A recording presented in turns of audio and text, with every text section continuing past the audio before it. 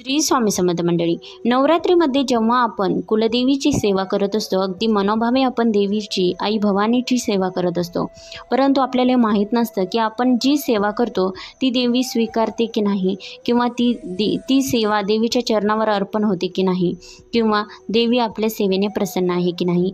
जर तुम्हाला हे संकेत मिळले तर समजून जा की तुमची सेवा देवीच्या चरणावर अर्पण होत आहे, देवी तुमच्या सेवेने प्रसन्न आहे. पहिला संकेत, जर स्वप्नामध्ये तुम्हाला घंटीचा आवाज ऐकू आला तर समजून जा देवी प्रसन्न आहे. दुसरा संकेत, स्वप्नामध्ये जर तुम्ही एखाद्या मंदिर कुठलेही असू शकते, असं नाही की ते देवीचंच असावं, तुम्ही पूजा करताना जर तुम्हाला दिसलात तर ही समजून जा तुमची कुलस्वामिनी तुमच्यावर प्रसन्न आहे. तिसरा संकेत, जर नवरात्रीमध्ये किंवा नवरात्री झाल्यावर एखादी गाय तुमच्या अंगणामध्ये आली तरीही समजून जा देवी प्रसन्न आहे. चौथा संकेत, एखाद्या व्यक्ती जर तुम्हाला स्वप्नामध्ये पैसे देताना दिसला तर समजून जा की देवी माताने